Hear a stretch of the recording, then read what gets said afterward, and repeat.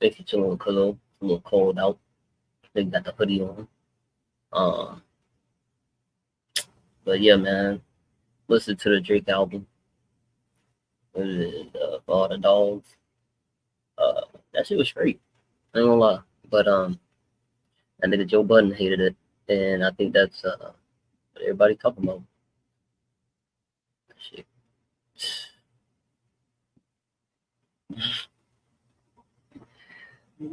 Hey.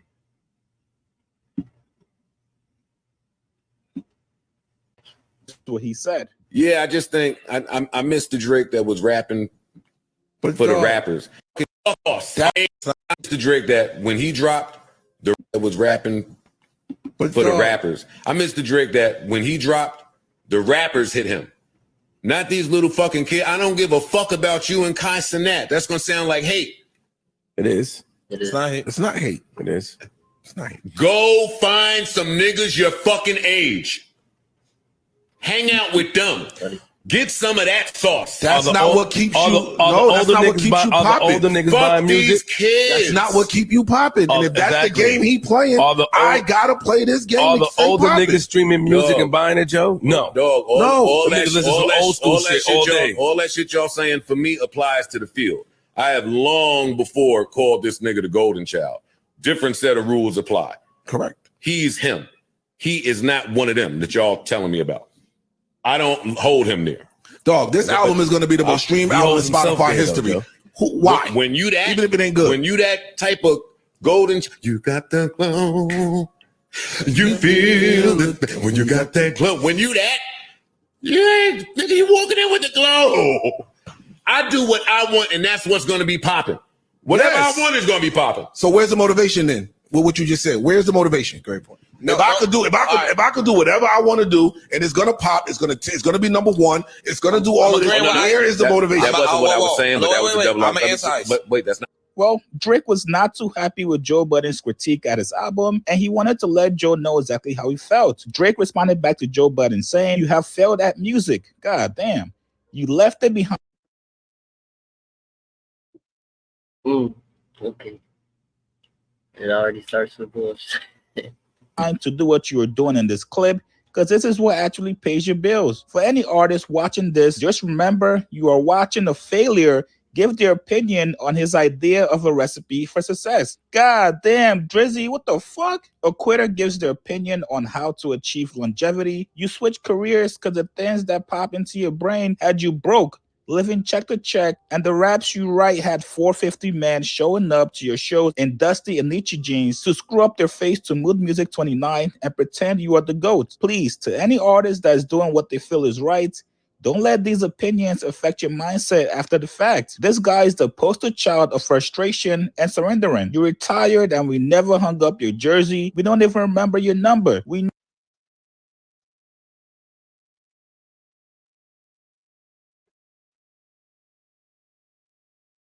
It sounds like the same thing Draymond said to Paul Pierce. But you went on a retirement tour? Nobody love you like that, but you thought you was Kobe? Come on, man. Come on, man. Same energy.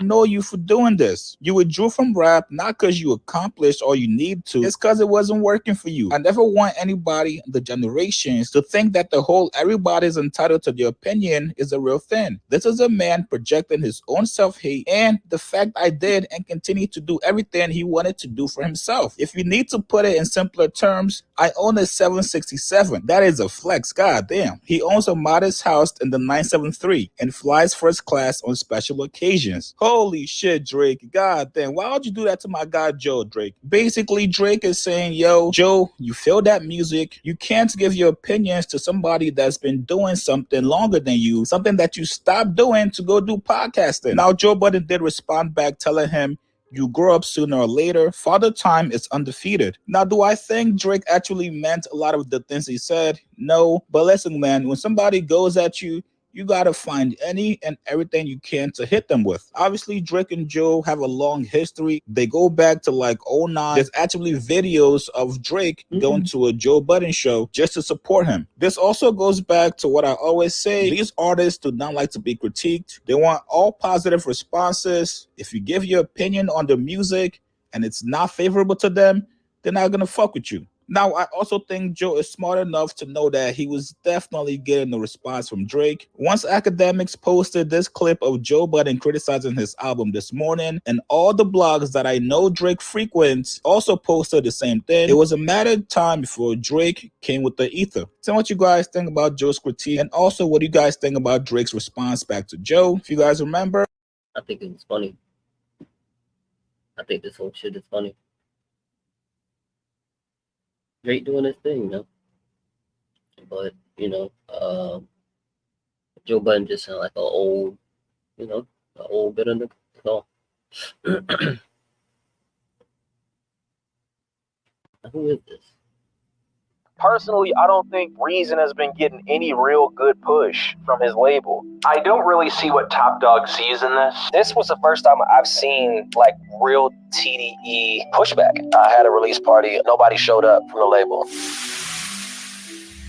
Back in the early 2010s, Top Dog Entertainment was dominating hip-hop. Somehow, this small homegrown label from Carson, California, managed to guide artists who were absolute nobodies to performing in venues like this.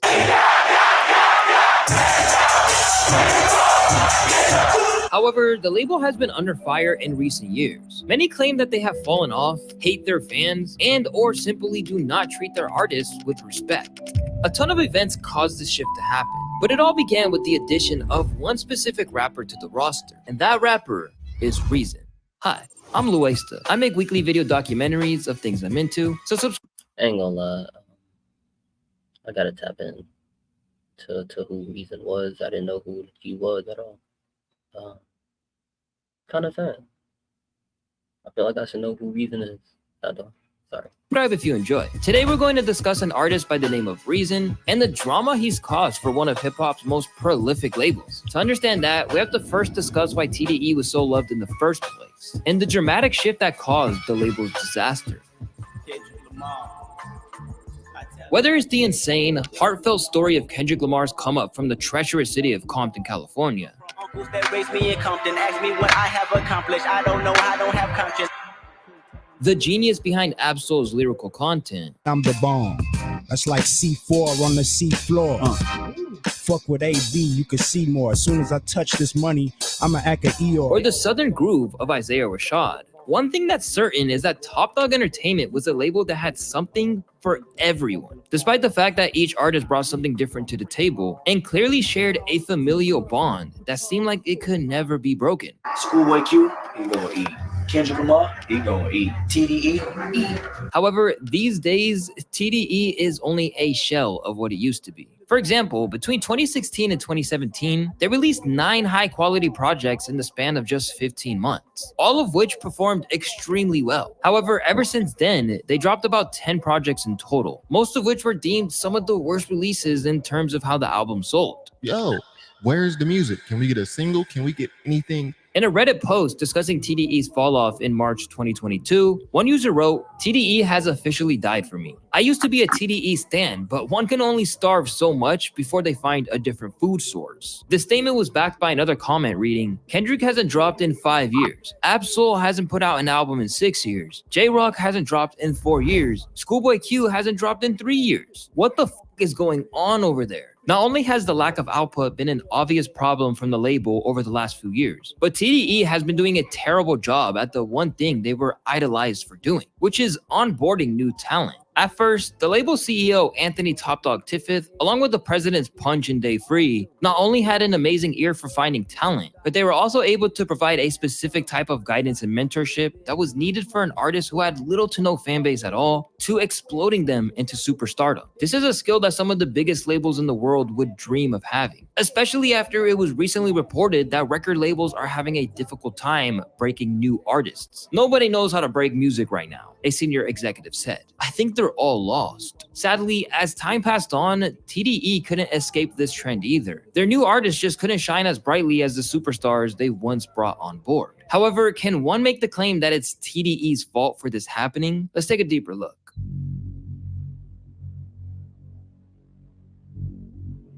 In 2018, it was revealed that TDE introduced another new rapper to the roster by the name of Reason, and it ended up being a complete disaster. He was discovered by Top Dog's son Musa and introduced him to Top after attending Reason's local concert. Now, it seems like Musa orchestrated both the beginning and the end for Reason, and you'll see why later in this video. After only 1 year of signing, reports surfaced claiming that the label's former president, Dave Free, didn't want to sign him in the first place. Despite this, a lot of fans were still extremely excited to hear Reason's new music, and they started out on a good run, rolling out songs like The Soul. Don't ever think they love you, that's some great advice. So if you ain't used to pay attention, gotta pay the price. Shit, just a year ago, I was hating life. And Better Days, that also went crazy. Cause clown Drake for being so sentimental. They see the same over every instrumental. Then following this up with his debut project, There You Have It, which also did really well. To put it simply, the fans in TDE were rocking with Reason at first. But the more that time passed, he just became a huge subject of controversy. While everyone can agree that he was a rapper with massive potential, problems began to emerge when fans began to realize that he just wasn't that good,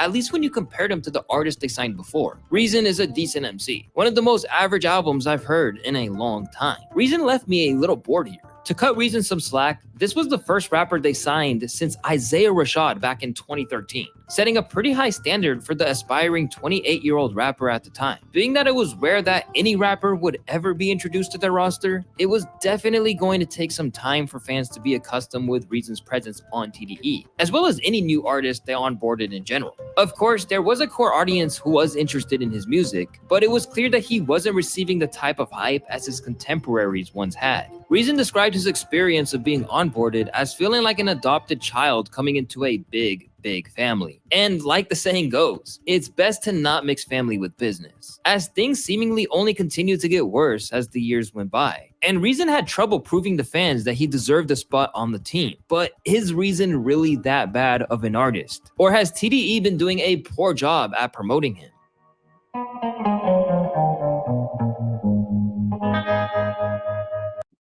I like how he put Reason in every chapter. That's funny. I had a release party. Nobody showed up from the label. Like, for me, was love. The release party you just had? Yeah, the one I had one on Thursday. And nobody from the label showed up? My bad, Rayvon showed up, though. He's the only person from TDE that showed up. He's the only person from TDE that showed up. After 5 years of being signed to the label, Reason dropped a few more projects that left a lot of TDE fans feeling empty. Like I said before, there's always going to be some kind of core audience that actually fucks with the music. But there is a whole host of negative feedback to counter it. Take the album New Beginnings that dropped in 2020, for example. It received a 3 out of 10 from Anthony Fantano, who claimed that he didn't have any idea why Reason appealed to Top Dog.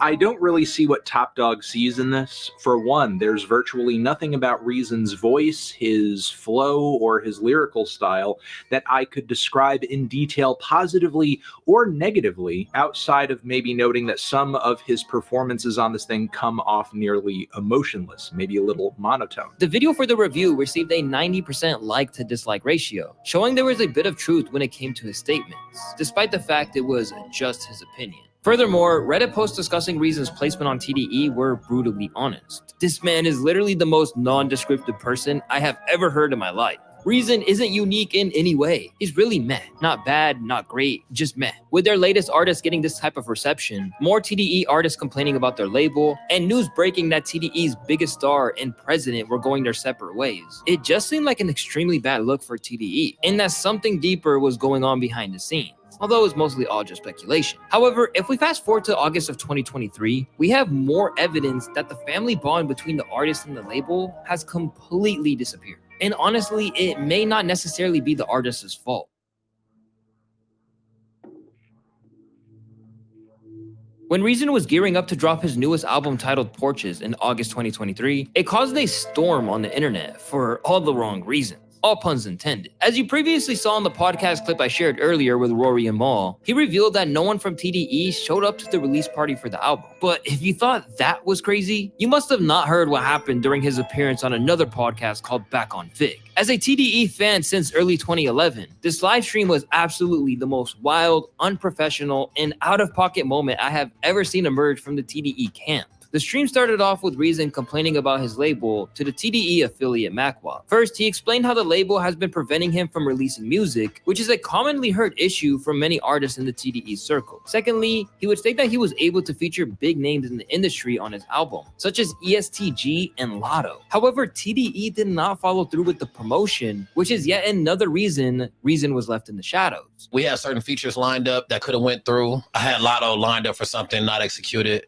I had ESTG lined up for something, not executed. You get what I'm saying? After a couple minutes of Reason pointing the finger and taking shots at the label for their wrongdoings, the live stream took a drastic turn. During the stream, TDE's co-president Musa joined in to address Reason's concerns directly, as he felt that Reason was falsely accusing TDE. And this is where everything got really crazy. Keep in mind that Musa is actually the person who introduced Reason to Top Dawg in the first place, and is ultimately the reason he got signed in 2018. And it seems like Musa replaced Dave Free's position at TDE once he left with Kendrick Lamar in 2021 to create PG Lang. However, it appears that Musa may not have been the best choice for this position, as he started off the call with extremely bad people skills, especially for someone who is deemed as the co-president for one of the greatest labels in hip-hop. As soon as Musa joined the call, he asked the host, T-Rel and MacWop, to name 10 Reason songs, and the conversation quickly became awkward. Hey, T-Rel, can you name me 10 Reason songs right now? You from LA, you a LA native. Can you name me 10 Reason songs right now? No. Why is that? I have no fucking... hold on. When T-Rel was unable to answer, Musa proceeded to ask MacWop the same question. Mac, you from the team, Mac. Can you name me 10 Reason songs? Of course. Honestly, name them. No. It was a funny ass name. In the footage, Reason is visibly upset. Musa then claimed that TDE's former co-president, Dave Free, initially did not want to sign Reason when he joined the label, going as far as calling him a substitute teacher. Hey, Dave, Hey, boy. I don't know if that's humbling or embarrassing, but that would have killed me. My nigga, I love them niggas. Dave never wanted us to sign Reason. He called him a substitute teacher. Get your shit off, Moose. Dot always said that Reason had talent, but it's gonna take more than just talent in this game right now, and everybody know that. Musa also claimed that featuring artists like ESTG would not benefit Reason, since he already collaborated with big artists in the past, such as Schoolboy Q. But even when I hear niggas saying features and everything, oh yeah, you could have got an ESTG feature, but what does that do for Reason? Like, what is that gonna do for Reason? Like, even when you say you can't get in contact with SZA and all that, like this, like you didn't have features from everybody, including Q. Just trying to understand it, man. Despite the awkwardness of the conversation, Reason refused to back down and accused Musa of attempting to create a viral moment. You want to have a conversation or you want to go viral? Which one you want to do? Which one you want to do? Let me know. I'm just Let me know. Let me know. You want to have a conversation or you want to go viral? Just be consistent. I'm being consistent. I'm being consistent. I'm being consistent. So I'm asking you, want to have a conversation or you want to go viral? Which one you want to do? I'm just trying to have a conversation. Okay, bet. I don't know what kind of power this man Reason has, but he seemingly had TDE's new president folding up like a laundromat. But after they agreed to just simply have a conversation, Reason asked Musa some pretty straightforward questions. So tell me one thing I lied about. About as far as what? Tell me one thing I lied about, because you felt a way about what I said. So tell me one thing I lied about. You sit in a room with all right, cool. I didn't lie. Cool.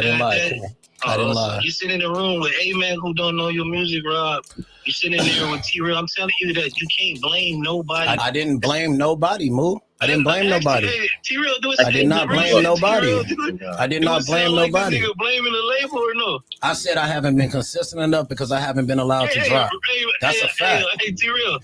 Tell me if I'm lying. Tell me if I'm lying. Just tell me if I'm lying, bro. I said I have not been consistent enough because I haven't been allowed to drop music. Tell me if I'm lying. I don't think nobody has stopped you. You ain't never came to me. Cool. That's all I want to know. I just want to know. And nobody said no to you. I just want to know.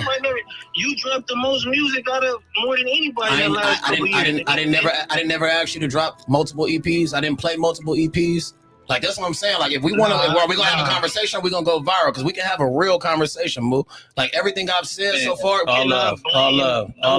For the next couple of minutes, the two continue to exchange shots, ultimately reiterating the same comments. However, Reason also accused Musa of being a manipulator and a liar, which is an interesting detail. I love Reason. I think you talented as fuck.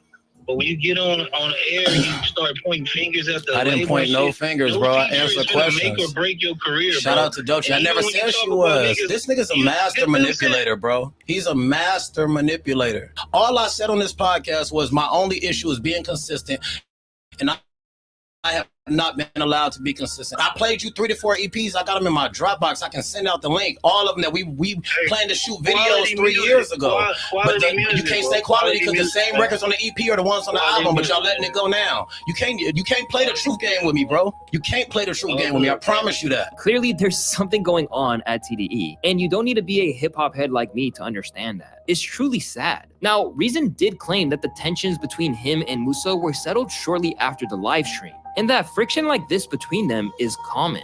That is a conversation that me and Musa have had, and I will say, like, even worse, like, behind closed doors. Like, you know what I mean? It's not a secret between me and Musa or at the label that, like, we want the same thing. We just have 2 different ideas of the path that we should take to get there. We have the same destination in mind. We just have 2 different paths in which we believe that we should get there. It was just one of those things that it's like it shouldn't have. When I said, like, you want to have a conversation, you want to go viral. In hindsight, I'm so glad he said a conversation. There's so many things that me and him speak about behind closed doors.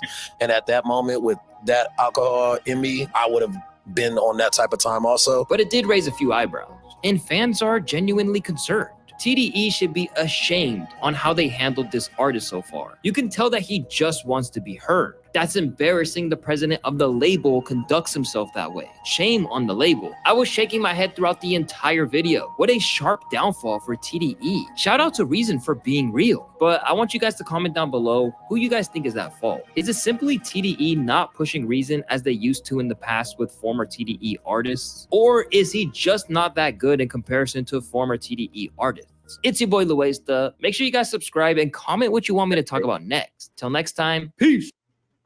Personally, that's crazy. Called him on the live stream and sold him out. Yeah.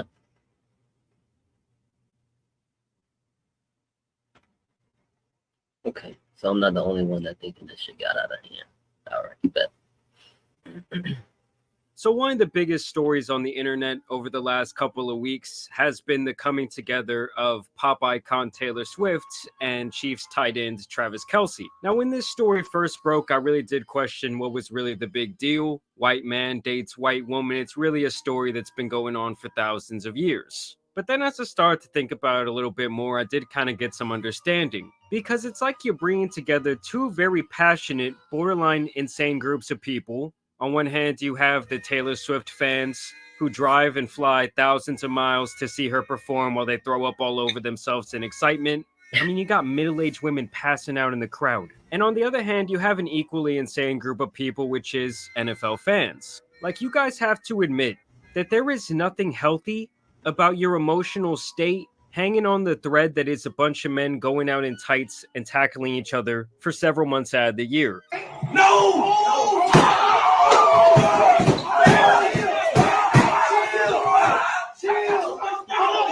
And listen, I'm no different than you guys. If anything, I might be one of the most mentally unhealthy out there because I'm a Dallas Cowboy fan. And I'm also a 27-year-old fan, meaning I never saw the team win.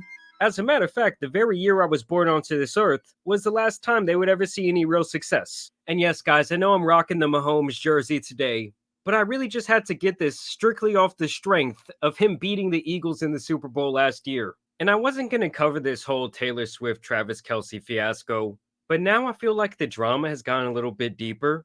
I'm talking about the NFL possibly rigging games to keep this storyline going. and also some very bitter ex-girlfriends coming out the woodwork 7 years later. But before we jump into all of that, I did want to give you guys a little background information in this whole situation. As some of you guys may know, Travis and his brother Jason have this podcast called New Heights. It's actually really good, and around 2 months back was when Travis first announced that he was going to be shooting his shot with Taylor Swift after he went to one of her concerts. Speaking of Taylor Swift, I know you went to the Taylor Swift concert. How was it? Yeah, well, I was disappointed that she doesn't talk before or after her shows because she has to save her voice for the 44 songs that she sings. So I was a little butthurt I didn't get to hand her one of the bracelets I made for her. You made her a bracelet? Yeah, if you're up on Taylor Swift concerts, there are friendship bracelets, and I received a bunch of them being there, but I wanted to give Taylor Swift one with my number on it. Not right now.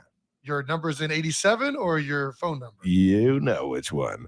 So that was kind of him declaring and professing his love for Taylor Swift. A lot of people felt like it was going to be kind of like Carlton in the Fresh Prince of Bel-Air. But it turns out he was much more like Steph Curry, at least when it's not clutch time in the playoffs. And so just last week, he released this statement towards Taylor Swift saying, "I've seen you rock the stage in Arrowhead, which is where the Chiefs play football, and you might have to come see me rock the stage at Arrowhead." So not the most articulate thing, but it clearly ended up working, as a mere 3 days later, she would be up there in the skybox. And not only was she up there cheering him on, she was up there in the family section. You know, Jackson Mahomes was somewhere around wearing his ankle monitor trying to get some TikTok clout. She is there. Whatever that means, she will see what we hope is a fantastic contest. So the NFL was obviously loving this. They were eating it up from the very first second. I mean, anything they can do to expand their fan base, the NFL is just going to jizz their pants over. And the Chiefs are so good at this point that they were just toying around with the Chicago Bears a couple of weeks back.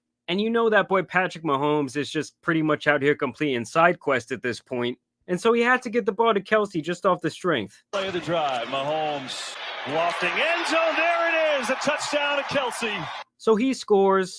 Taylor Swift's going crazy. She did a chest bump, which is an insane celebration. She's saying, let's go, let's go. His mom looks a little bit like, hey, that's not the classiest thing to say. And so this game was like 2 weeks ago. And now if you've watched every Chiefs game since then, and she was at the last one versus the Jets, which I'm going to talk about here in a little bit, it's like every single time they score, whether it's Travis Kelsey or not, the camera like flashes up to her in the box like if she's the owner. I mean, it's getting to ridiculous levels here. More of Patrick Mahomes just disgracing the Chicago Bears, waving hi to allegedly Taylor Swift up there in the booth. They even talked to him about the pressure from these Swifties in the post-game interview. Forget the pressure from Kansas City Chiefs fans. Do you realize how much pressure there was on you today from the Swifties to get Travis Kelsey a touchdown with Taylor in the house today? I think he wanted to get in the end zone just as much as all the Swifties wanted him to. And I'm sure this whole media parade was all kind of fun at first, but I could definitely see some of the players slowly like getting pissed off about it. Like, if I just score a touchdown, I don't want it flashing up to Taylor Swift. I want them to see my little dance. And I thought this was really interesting, okay? So Walter Payton's son, who he was a legendary running back in the NFL, if you didn't know, he's some sort of reporter. And he was the one who recorded this video of Travis Kelsey and Taylor Swift. Hey, how you doing? I mean, this guy sounds like he was laughing like a little giddy schoolgirl.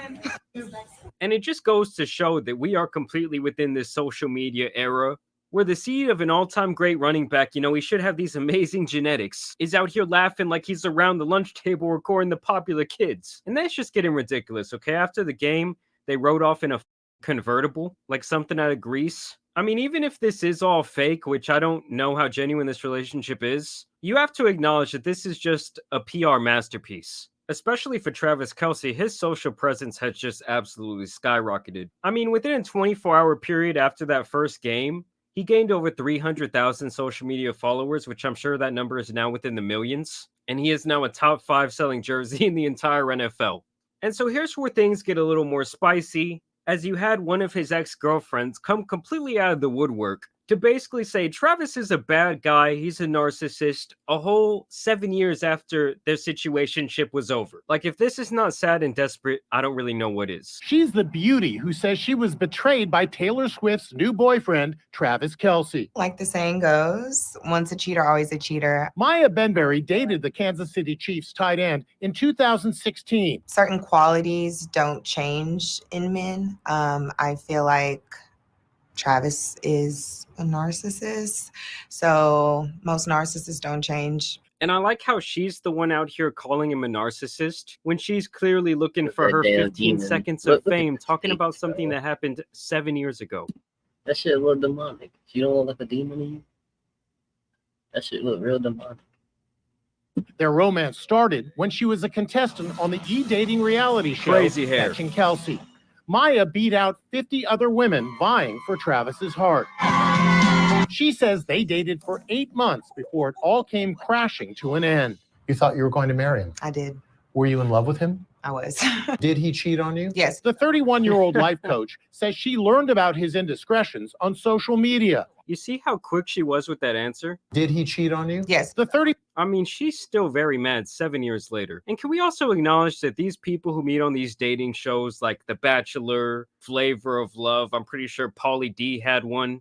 Like, to me, that's all really more entertainment than actually looking for love. And from the start, just in her even going on a show like that, she was already kind of like a clout chaser to me. I mean, I'm pretty sure after one of these bachelors, the guy came out and said that he was gay. Like, how are you surrounded by like 50 to 100 beautiful women, and the whole time you're thinking about the cameraman? How do you feel about Taylor Swift? I don't know Taylor Swift, but I'm a fan of her music. You know, I don't feel any way about her dating Travis. It's cute. I mean, I had him first, so. The narrative is you're a bitter ex-girl. That sentence right there just shows what she's all about. Don't feel any way about her dating Travis. It's cute. I mean, I had him first, so. I had him first. The other thing is, I'm pretty sure this guy has said several times he did not even want to go on that show, but it was during his rookie season, and once the numbers got so high and he felt like, you know, he had blown all his money, he really had no other choice but to partake. The narrative is you're a bitter ex-girlfriend who's out for her 15 minutes of fame. It's facts. How do you feel about that? I'm offended because 5 years ago when I said the allegations about cheating and when I talked about that we were together for 8 months, his camp and team and even himself, he didn't say anything about it. I mean, why would he come out and say anything about this? Either way, now it's time for the next scandal in this video involving the NFL and them wanting to continue this Taylor Swift's narrative that they're just eating up. They're making so much money from this. So the Chiefs played the Jets last week on Sunday night.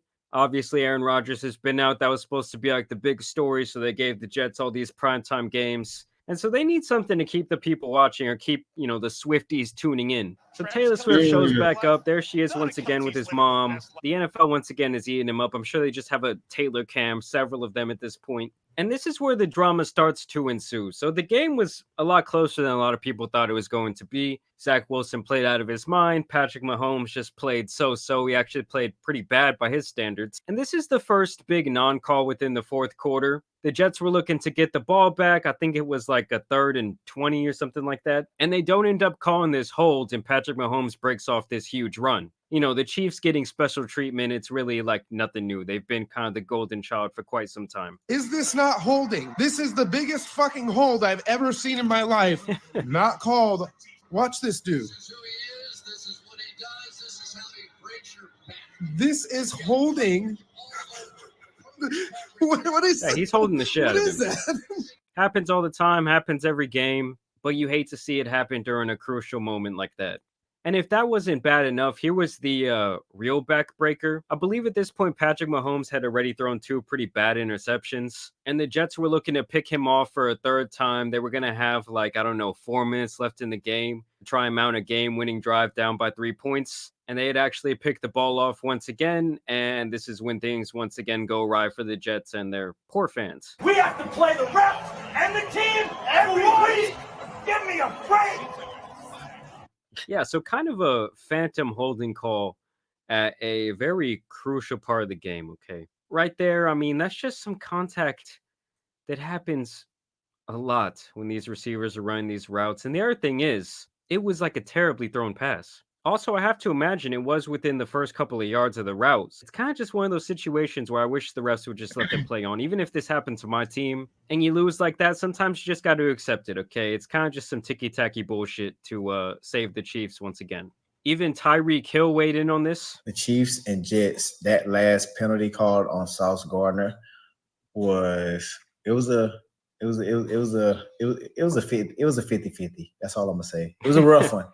It was a rough one. It was bullshit. Now I saw the interview that Pat did. He was like, Sauce was grabbing him at 15 yards. Then I seen what Sauce said. I only grabbed him at 7. the receiver ran into me. It was a 50-50. When the game on the line, you gotta let the players play. It's a good game. It's a good game. And the NFL is constantly doing this. They're constantly robbing fans of like amazing moments. They're constantly robbing fans of potential big time drives and putting the game into their own hands. And you have to think a lot of this has to do a lot more with Vegas and betting than anything else. But it just kills you to see. Like, I didn't have a dog in the fight of this game, but I would have loved to see the Jets try and mount a comeback and, Zach Wilson try and do his thing. The Chiefs, they got saved like that last year, for real, though. And the Eagles in the Super Bowl, for real, though. If we been for real, then they come back and get saved in the Jets game. Man, maybe because Taylor Swift was in the building. I don't know what's going on, but whatever Kel's doing, Kel, I know you're helping out the NFL, but hey. I mean, that's the face of a man that just can't say too much. And I will script. The script. Come on. Will admit, even as a Cowboys fan, when they called that holding call in the end zone to end the game, of a legendary Super Bowl, I mean, I was happy because I didn't want to see the Eagles win, but I also could acknowledge that it was kind of bullshit. Like, it was one of those things where I wouldn't have mind seeing what Jalen Hurts could do. The dude was going off. And it also didn't help that the NFL was doing this type of bullshit on their Instagram after the game. They changed their bio to the Chiefs are 2-0 as Swifties. Like, at this point, it's honestly just making everyone cringe. They also changed their Twitter banner to reaction pictures of Taylor Swift. And to me, that's just really not a good look. Like, I love football, but I do gotta say the way the refs call the game is one of the things that really, takes joy out of it for me. That's why for those of y'all that haven't tried baseball, I know a lot of people think it's boring, but it is pretty much the only sport where the umpires have very little impact on the game. Yes, there are still some bad calls, some bad balls, some bad strikes, but they can't so blatantly impact huge plays, and it's kind of just going to play out how it was more or less supposed to. I mean, it's getting bad when even Travis had to jump in to say all the Taylor Swift coverage and the Taylor Swift mania has grown to be a little bit too much. And Jason's obviously being the honest one here. He knows that the NFL is really dick riding. And it's kind of getting to the point where most of the regular fans are probably just over the entire situation. And when there's speculation that your team is getting favorable calls to keep this storyline going, obviously the integrity of the whole league is at risk, which it's pretty much been for a very long time now either way. I just think the NFL is not used to celebrities coming to the games. The NFL is like, oh, look at all these A-list celebrities in the game. Keep showing them, show them. Dude, listen. I mean, I've never seen anyone else get this treatment besides Taylor Swift. I know he's trying to be a good brother, but just say what's really on your mind, guys. Don't pussyfoot around it. You show them once, let them know they're there. Maybe after a touchdown, you get a little clip, but you can't be overboard with it. People are there to watch the game, right? Either way, I want to know what you guys think about this entire situation down below. What do you think about the Bitter X? What do you think about the NFL potentially rigging these games? Yes, it is happening. Either way, I do want to thank you guys for watching today's video, dropping a like and subscribing. As you guys know, it's been your boy, the Tan Superman, and some other BS out here needs to be covered. So I'm out. This shit rigged.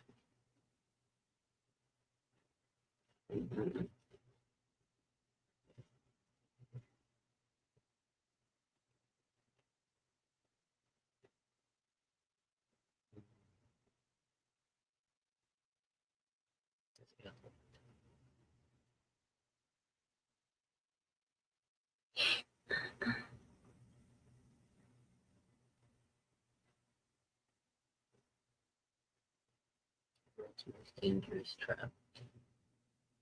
You saw that?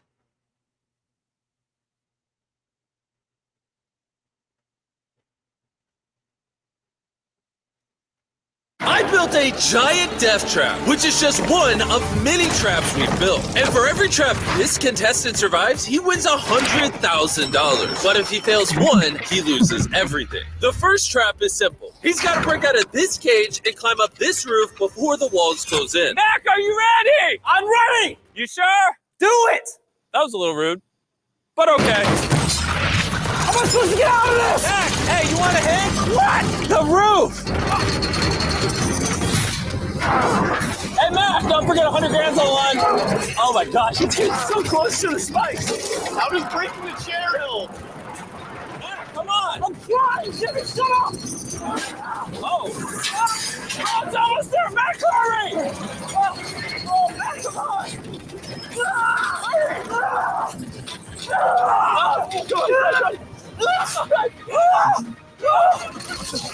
just won 100 grand!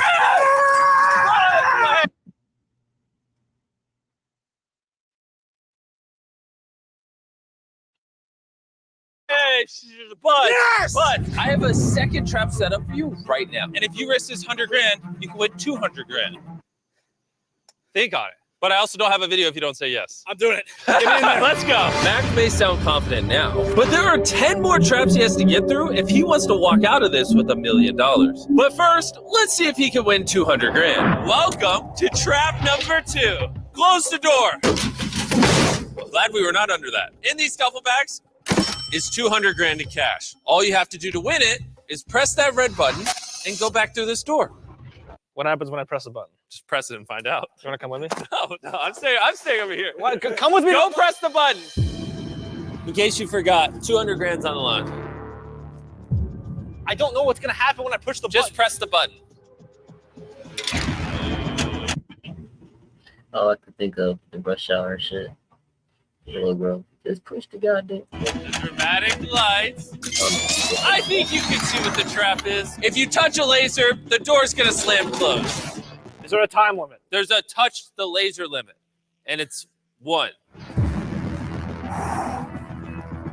Bro, imagine if you just hit the first laser. Oh, this is not made for short people, dude. Oh my gosh.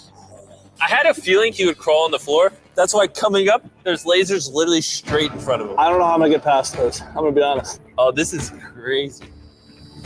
Oh my gosh. Oh, you're like surrounded by lasers. Mac, I wouldn't move. Jimmy, if I touch a laser, how long do I have before that door closes? Less than a second. Take a step to your left. Take a step out of the way. Okay. Thank you. 3, 2, 1.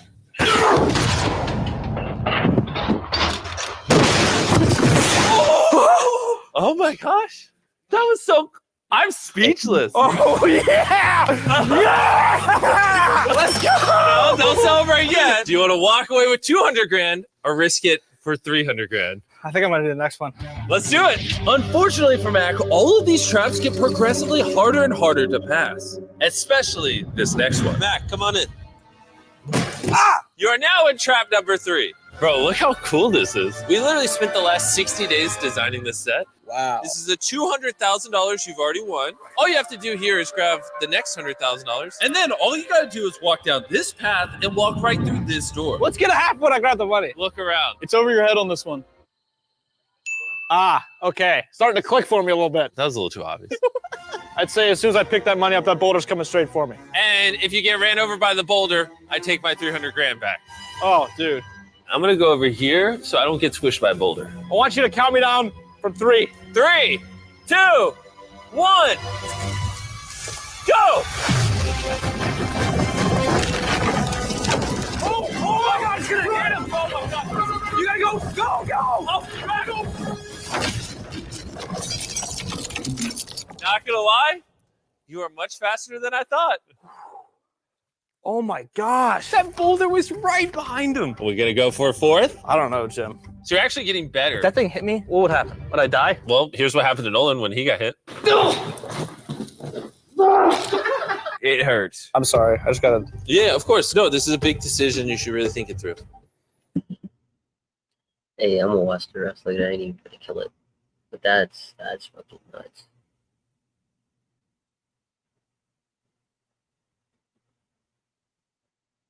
How'd you do that? How'd you do that? We've battled some of the most iconic fast food dishes in the world. Today we're going up against what I think might be one of the most overrated foods on planet Earth. The McDonald's French fry is probably the most iconic fast food item that has ever existed, period. Let me make a quick point. If you go to every major metropolitan city across the globe and ask if someone has had a McDonald's French fry, many of them will probably say yes. Too many of them will say that it's the best. So today we're putting that to the test. Is the McDonald's fry still as iconic as it once was? So we're gonna get a bunch of blind taste testers with a mix of different fast food French fries to see if they can still pick out the McDonald's French fry with no eyesight, only taste. Then once we've done that, we go head to head. So with that being said, let's begin. Okay, so I have 3 taste testers, and they're gonna see if they can identify which one is the McDonald's fry. Is it truly iconic like we all think it is? We're gonna find out. Vikram, over here, buddy. I will be rearranging this so they don't know which one's which. Number 1. That's not the McDonald's fry. Number 2. That's so similar to the last one. This has a higher chance to me of being the McDonald's fry. Number 3. This is the McDonald's fry. Number 4.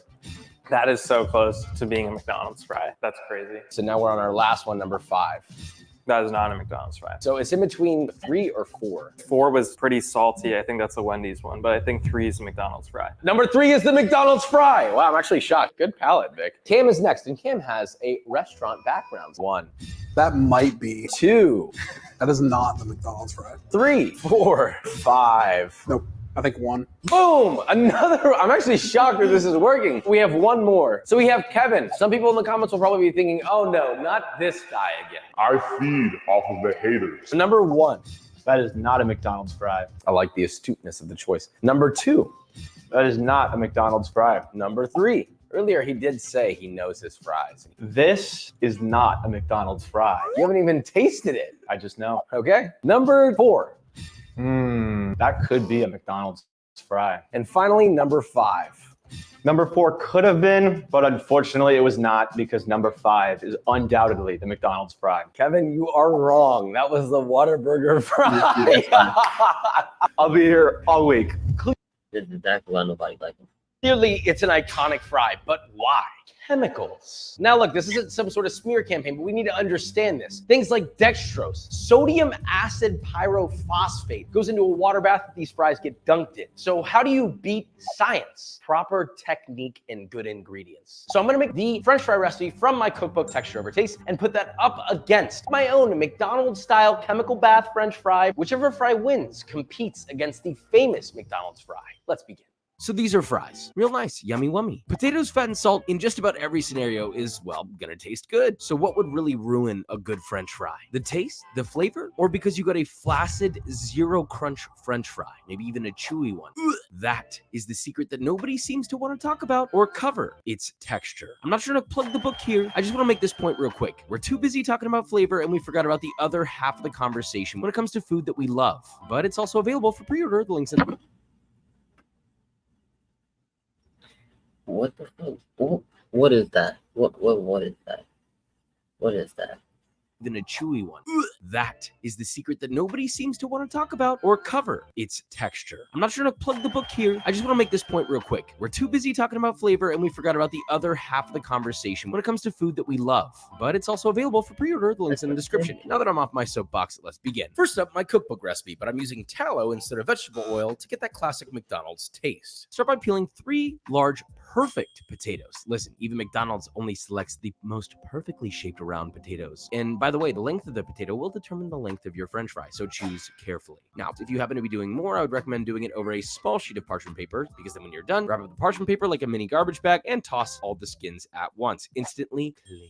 Now, slice your potatoes into 1/4-inch thick planks. You can obviously do this with a knife, but I used a mandolin to get much more precise cuts, and it's, honestly, much faster. If you don't have a knife, I don't know why you're here. Go get one. Doesn't have to be a fancy one. Now that you have your 1/4-inch thick plank, you're gonna cut across that plank at 1/4-inch intervals. So you end up with perfectly even, nice batons, like so. Now it's time for their little bath. To a large 6 to 7 quart stock pot, add 3 quarts or 3 liters of water, 1 teaspoon or 3 grams of baking soda, 1 1/4 tablespoon or 18 grams of kosher salt, 2 tablespoons or 28 grams of white distilled vinegar. Bring that to a boil over medium-high heat, then drop in your potatoes. Slightly boil these for 1 to 2 minutes. Be very careful. This is super important. Do not cook these all the way through. Depending on the elevation, humidity, and the trajectory of the moon and the sun, you may need to adjust cook time up or down. Want these potatoes to be nearly cooked, but still slightly raw. They should not break easily. If they do, well, rip. Now, take them out using a spider and gently transfer to a paper towel lined baking sheet and dry them off as much as possible using more paper towels. You want these bone dry. Morbid comparison, but anyway. Now, in a separate large heavy bottom Dutch oven, you really want something like 6 to 8 quarts in size minimum. Add just enough tallow to go up halfway up the pot, so like 2.5 to 3 quarts. What is tallow? Well, my dear boy, you see, tallow is quite literally rendered beef fat. You can make it yourself by heating a lot of raw beef fat over low heat in a pan until it's rendered to a liquid state, which, by the way, will re-solidify if you chill it. Or you could just buy it at the store or literally on Amazon. It's way faster when you need this much. This is for the McDonald's vibes because McDonald's used to fry their fries. That's what I would do. That's it, old school, baby. Heat that to 350 Fahrenheit or 175 Celsius. Add half your potatoes and fry for about 1 minute or until you have a pale, dry crust on the outside of the fries. Don't get any color on these bad boys. I want them pale, I want them dry, I want them nice. Now you have what I'd call your pre-crust to the crust. Repeat with the other half of your fries, and at this point, once they're drained and dried off, pop your fries into the freezer until frozen solid. And by the way, you can leave them in there in the freezer until you're ready to use them, pretty much indefinitely. Or you could use them as soon as they're solid, about 3 to 4 hours. Now, keep your tallow in that pot because you're going to use it again. Then when you're ready to fry, reheat your oil to around 350 to 375 Fahrenheit. 350 will produce a fry that's more similar to the color of a McDonald's fry. 375 will give you a little bit more of a browning. Neither are wrong. Follow your heart.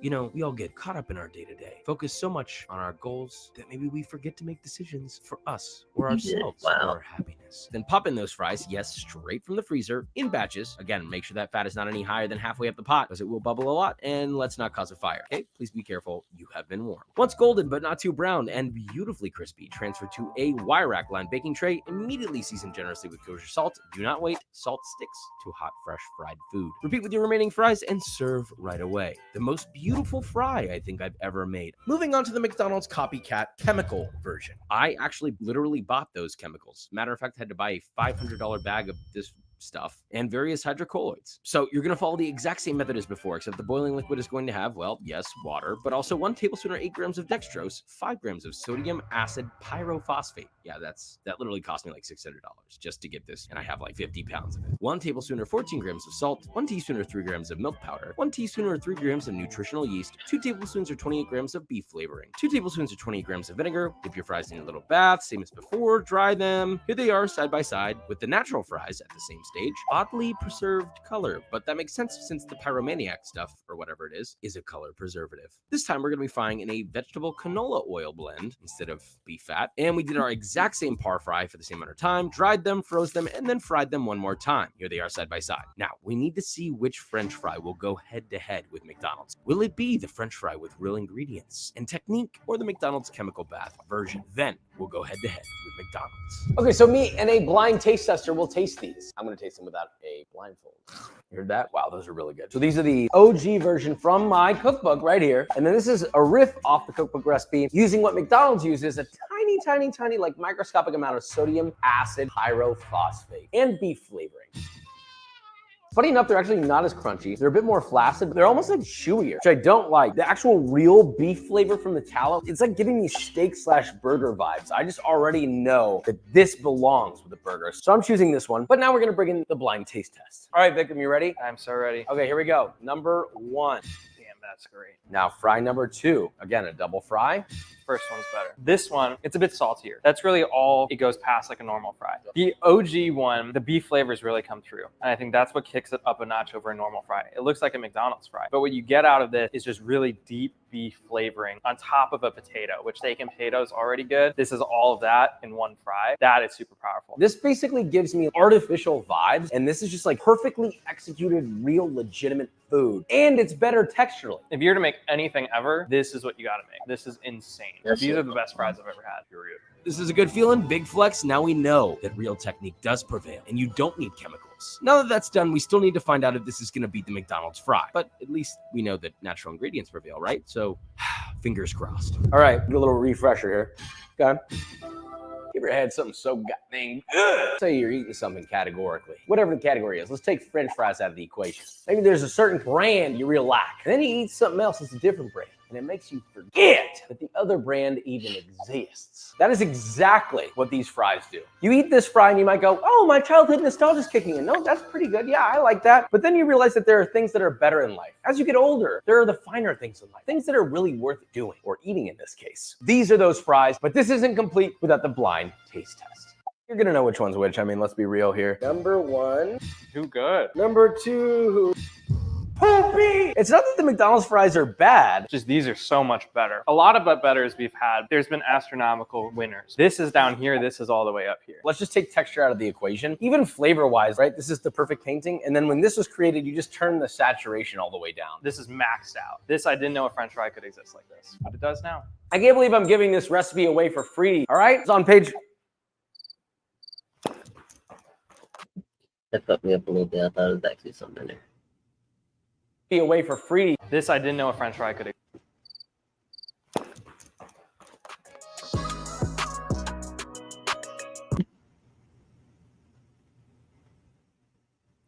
That's funny.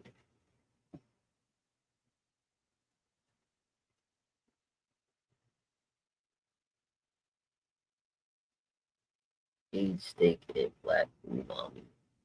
Ate it if this happened. What is umami though?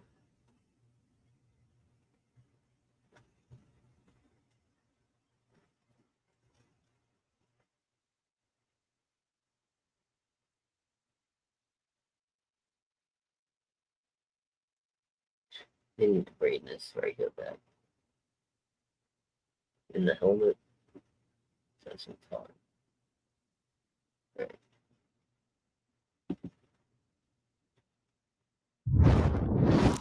What you're looking at is what some people call it the nectar of the gods. It can be extracted from a few species of squid. You can barely see it though, but these are the little dots you're looking for. Not the colorful ones, but the black ones. Now stood by you, my subscriber, that this makes steaks taste better. I have no idea if this is true or not, but if there's a chance of making a steak better, I'm going to give it a try. This same ink has been used in traditional medicine, calligraphy, and food for years. And most importantly, it makes food taste better. And hopefully that will be true for steaks. Talking about that, for today's experiment, I chose these. As you can see, they are 3 beautiful ribeyes. They are prime grade, 1.5 inches thick, and just perfect for today's experiment. And since I have 3 of them, this is how this experiment is going to go down. The very first steak will be the most dramatic. That is because I'm just going to be using 100% just the ink and nothing else. So the deal is to ensure that every single edge of this steak is fully covered with it. This is not difficult because as you can see, this thing is thick. After trying my best to cover the whole steak with it, the next thing to do is to go ahead and let it dry age in my refrigerator. Now the second steak on the other hand is going to have a different treatment. First, I melted some butter, then I added the squid ink, followed by a good amount of lime zest. Mixed everything together until it was fully combined, threw it down in some clinch plastic, rolled everything into itself, let it solidify on my refrigerator, because after about an hour, we are left with this squid ink compound butter. Now our very final steak will be the control. However, as the steaks are resting in the refrigerator, it was perfect because it allowed me time to go ahead and make an awesome side dish. And this one comes straight from the ocean. And so you're gonna use the entire squid, but to make it, it is super simple, and here's how. The first thing to do is to make a stock. Making it yourself will give you a much better result than if you're buying it from the supermarket. And to do it, it's super simple. First, just separate all of these ingredients. We got shrimps, onions, celery, garlic, carrots, and bay leaf. All you have to do is to throw everything into the pan, followed by some water, then bring everything into a boil. As soon as it's boiling, reduce the heat and let it simmer for about 30 minutes. Because once you're done, there you have it. An amazing seafood stock that will be better than anything you can buy in the supermarket. The next thing you're gonna need is a paella pan. Now this is really inexpensive and easy to find. Now to make the paella, the first thing we need is a sofrito. So I first threw in some oil in the pan, followed by chopped onions, bell peppers, and garlic. Mix everything together and fry them up until you got a good, beautiful color. Once you start seeing a little bit of caramelization just like this, it's time to go ahead and throw some squid. These were just chopped up, as you can see. As the next thing to do is to go ahead and throw some squid.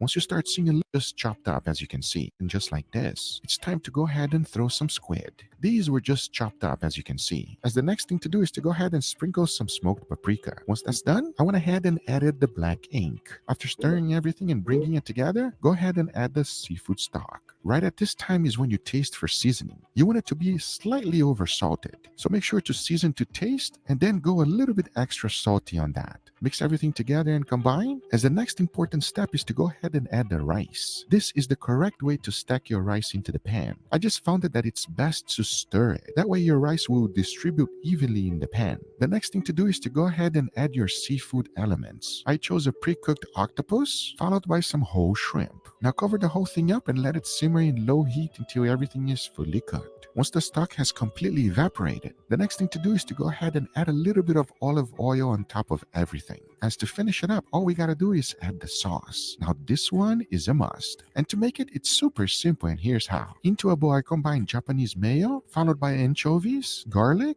and a good amount of lemon juice. This is giving me Black Pearl, Pirate of the Caribbean vibes. Yeah.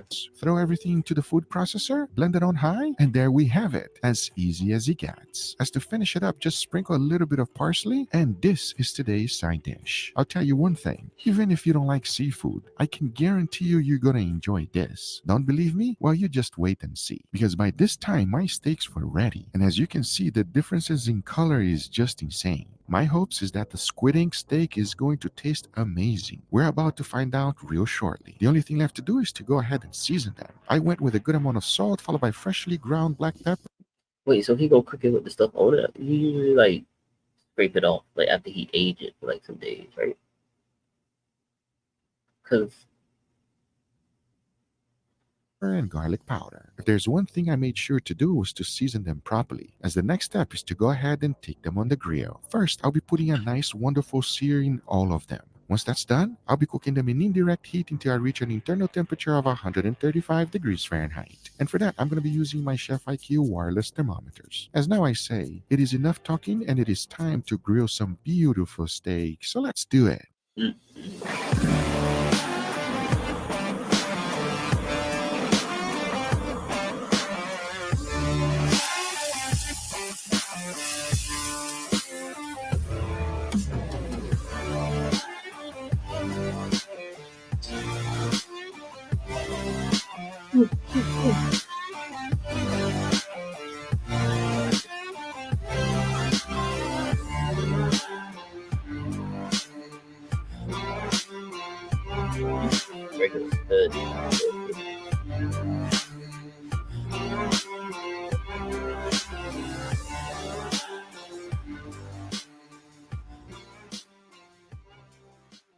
All right, everybody, here we got our beautiful steaks, gentlemen, with a nice, wonderful side dish. Number one, these steaks look like you have an insanely good crust on them. And number two, I am so happy that that side dish is in front of Angel. As we all know, Angel loves seafood. It's your favorite.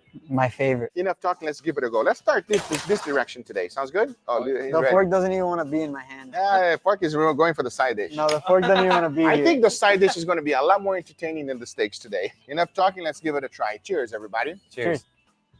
Come on, man. You know, when I eat this, my body just gets happy. It's like I feel like I could conquer the world. Oh, wow. Angel, you said that with the saddest emotion possible. It's because this is still in front of me. I'm so happy right now. This steak is delicious. I say that knowing my future is not that bright. Oh, it's quite bright. Don't worry. Delicious steak, picture perfect, has everything you want. Best of all, the kiss of charcoal. Always put some fire on your steak, everybody. It will be better. Now, let's go for the second steak. As you can see, we have a better crust. Smell it and let me know, first of all, if it has a weird smell. No. Honestly, no. I don't really smell any difference. Enough talking. Cheers, everybody. Cheers. Oh, that's good. It's a little bit more umami. What does umami mean to you? It makes the steak taste longer. What does that even mean? There's not a huge world of difference between the steak that we just tried and the first control steak, but I do agree that it is a better, more flavorful steak. Would you say that it beats the control? A little bit, just because of the umami flavor. Second steak, for sure. Yeah, I agree as well. It does not change the flavor whatsoever. Wait until you guys find out what this is. My plate has nothing left but black juices, so I'm very interested to find out what's going on here. I'm really curious. We are about to try the side dish, everybody. So here's for you, and I'm gonna give you a piece of the octopus. Oh, so tender, the octopus, Angel. Tender, juicy. Oh, so good. So good and tasty. Look, I got a little bit of everything. Some of the rice and some of the octopus. Can we please applause? Let's give it a try right now. Cheers, everybody. Cheers. Ooh. It doesn't suck. It doesn't suck. I think the octopus is probably the thing that saves it. Really? Oh. Very flavorful rice. The calamari is nice and soft, but my favorite part about it is actually the white sauce because it's very different than what I was thinking. I thought it was going to be kind of like a mayo. Not at all. It's actually a little bit citrusy, so it helps balance. Hey, Paul. Hold on. That's funny because I think he laughed when he said it. Different than what I was thinking. It's nice and soft, but my favorite part about it is actually the white sauce because it's very different than what I was thinking. I thought it was going to be kind of like a mayo. Not at all. It's actually a little bit citrusy, so it helps balance out the savoriness of the rice, the calamari, the octopus. It gives a nice little light, vibrant notes that make this dish come alive. It's not fishy whatsoever, everybody. It just tastes a wonderful umami flavor. It makes the steak taste longer. What does it mean? I highly recommend you giving it a try. I usually hate seafood, but this is doable. Fair enough. Okay, there you go. We'll respect. That's good. At least you try. You try.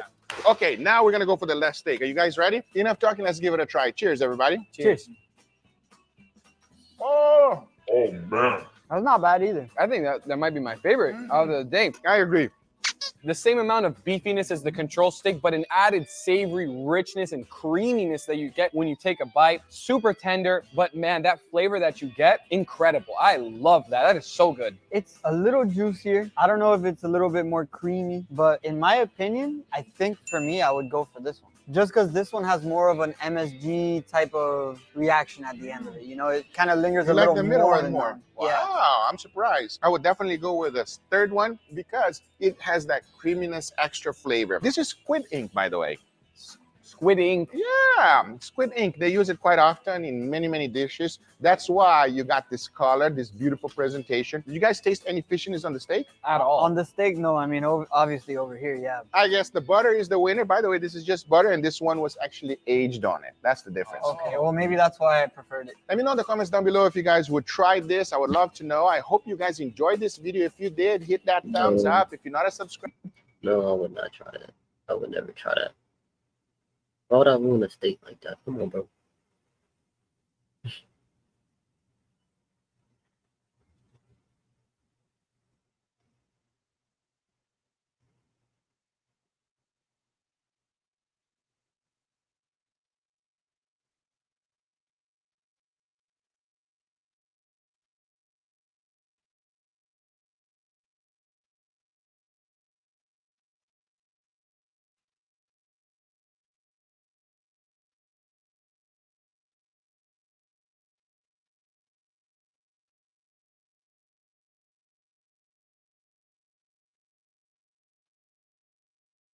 When they just hanging out? Leaving the beta squad. It's on stream. I said it. It's on stream. It's done. I don't believe it. It's done. It's actually done.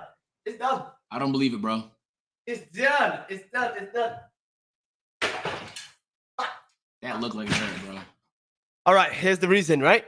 Okay, I'm just gonna say it.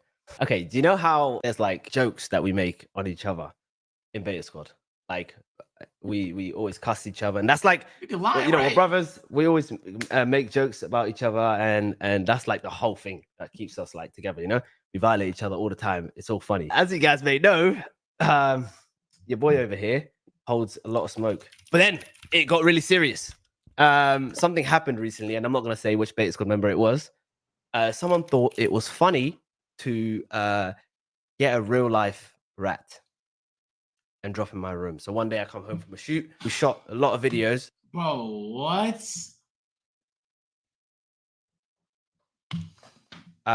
We came back. I'm shattered, bro. Barely no sleep. Okay.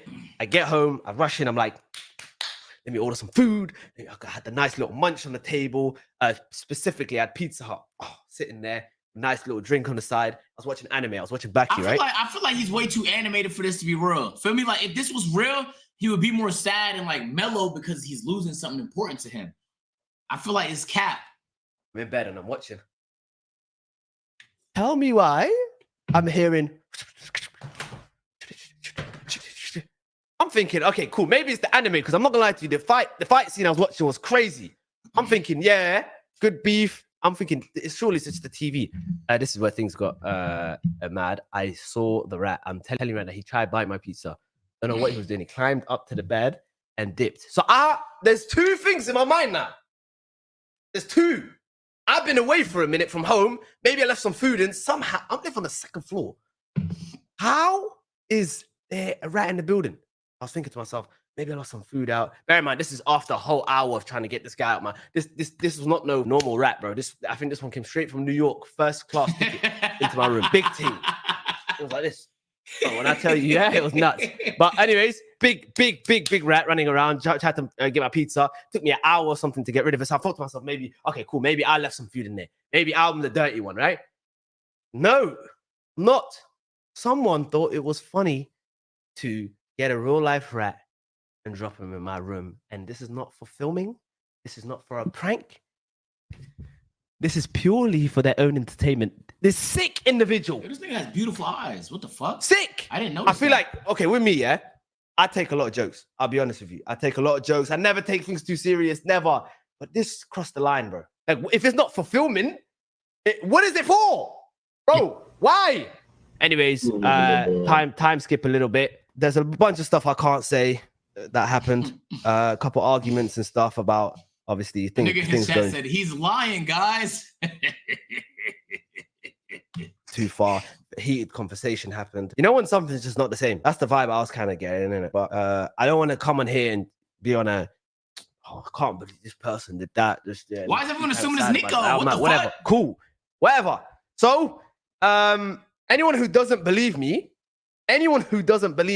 right now, let's pull up some facts, okay? I'm gonna pull up some facts. This debate is called Instagram.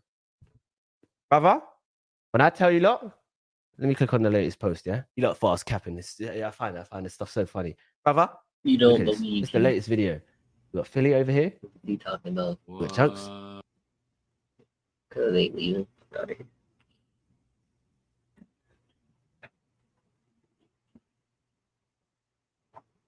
One of the biggest things moving over there, UK. Get out of here.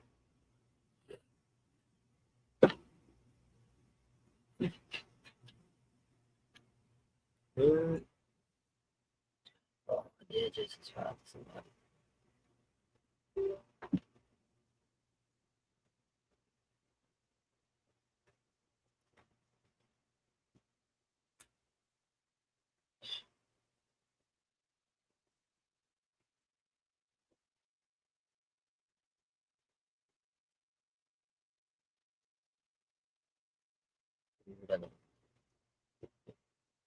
Oh, God.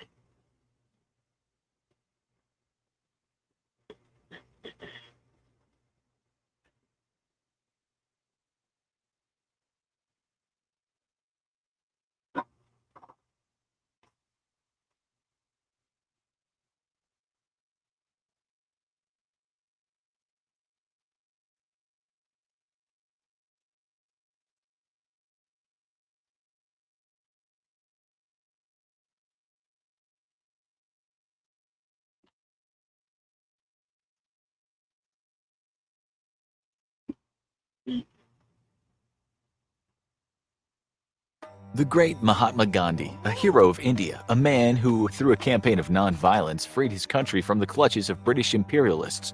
He was not just a father of his nation, but for some, he was considered almost saintly. He also liked to sleep alone in beds with his grandnieces and other young women, and held some Okay. The ugly truth about Gandhi sounds kind of nuts. You know what I'm saying? I'm not saying that I'm offended because I didn't know him, personally. But based off of what people would say, I'm kind of surprised. So, let me shut up. The great Mahatma Gandhi, a hero of India, a man who, through a campaign of non-violence, freed his country from the clutches of British imperialists. He was not just a father of his nation, but for some, he was considered almost saintly. He also liked to sleep alone in beds with his grandnieces and other young women, and held some shockingly racist views toward other races. Today, we'll shock some of you. We might even offend some of you. But we also think by the time we got to the end of this show, you will have also changed your mind as to how you think about Mr. Gandhi. Before we get to that, here's an abridged introduction to the man born Mohandas Karamchand Gandhi on October 2nd, 1869. He grew up in fairly comfortable surroundings, seeing that his father held the position of chief minister of the Indian state of Porbandar. His mother was said to be a very pious woman, which is where the young Gandhi discovered the beliefs of cherishing the simple things in life. The religious devotion he saw by his mother would foster in him a sense of ethics that he later became famous for on a global scale. Things such as nonviolence, tolerance of others' beliefs, vegetarianism, and acts of self-purification were his badge. They were also steeped in hypocrisy at times. His beliefs were put to the test when he went over to London to study. Before he left India, he swore to his mom to not fall for the enticements of modern life, to stay clear of women and meat, and generally to uphold the beliefs she taught him. But while studying law in London, he witnessed late 19th century industry and all the horrors that could come with it. The streets of London were certainly not paved with gold. Far from it. Many Londoners with their ragged clothes and dirty faces didn't seem to be enjoying Britain's industrial wealth. Gandhi witnessed poverty. but he also witnessed activism there. It was the same when he went over to South Africa, where he saw much of the population living in abject poverty. Gandhi might have been an educated lawyer by this time, but that didn't mean he wasn't told, like other Indians, that because of his skin color, he wasn't allowed to walk on certain footpaths or enter certain buildings. There's more to this story, but let us just tell you the good Gandhi story first. He was disgusted. There he was, an educated man who considered himself as much English as he was Indian, but treated as a second-class citizen by the Europeans. One time, he was kicked out of a train coach because of his race. Like many other people of color, his rights were taken away from him.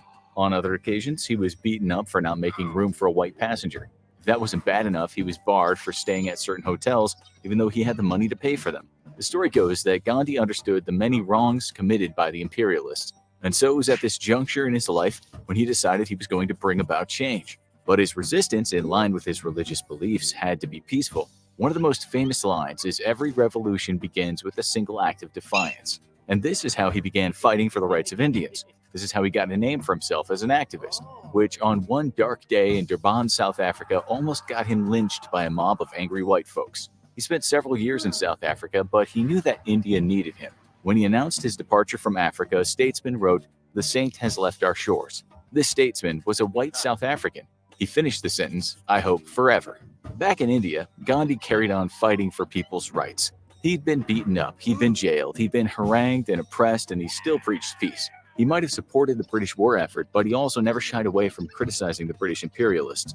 We apologize to our Gandhi enthusiasts for skipping over many years of his life, but we think most of you know that this man became one of the most powerful people in India. His form of Indian nationalism was embraced by much of the country, most of the country in fact, and they started to believe that with the right will, the Indian people could be free of the British.